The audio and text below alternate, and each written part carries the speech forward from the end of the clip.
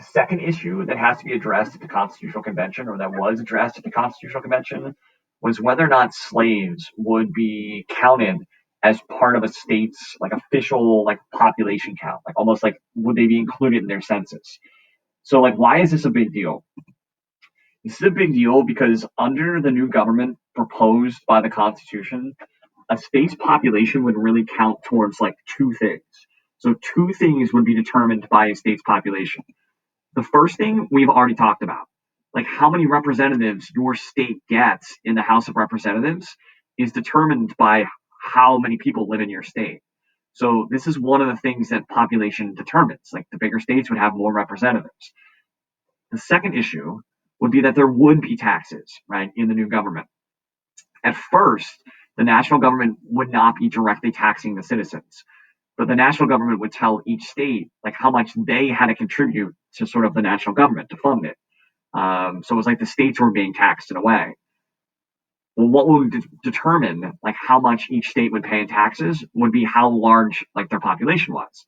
So taxes or contributions towards the national government would be divided up towards like how large your state was. That would determine how much each state was expected to contribute. So this fight is because we're talking about slavery. Anytime we talk about slavery, it's North versus South. Is like the northern states and the southern states fighting against one another. So delegates from northern states would like slaves to count towards a state's population for taxation purposes, but not representation purposes. So they want to they want to count slaves for what would benefit them, and obviously not count them for what would hurt them. So at this point in time, northern states don't really have slaves to count as part of their population. So they want to count them for taxation purposes because that means the southern states would like have a larger population, they would pay more in taxes, and the northern states would pay less. But they don't want slaves to count for representation purposes because again, the northern states don't have slaves, and that means that they're going to get less representatives as a result in the House of Reps. The southern position is the exact opposite. Delegates from southern states just counter the position. They want to count their slaves for representation purposes because again, this would give them more sort of representation in the House of Reps. But they definitely don't want to count them for taxation purposes because they don't want to have to pay more in taxes. So the compromise that ends up being worked out is called the 3/5 compromise.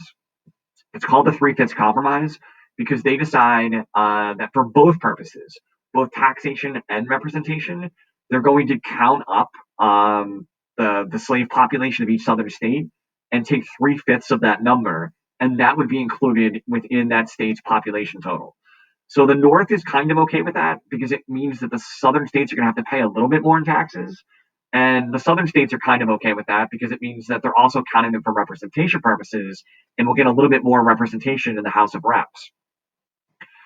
Obviously, the major negative are the social implications of the 3/5 compromise. Essentially, what this is saying is that African American slaves only count as 3/5 of a person, but a white person counts as a whole person. Think about like the underlying social significance of this and the message that this sends.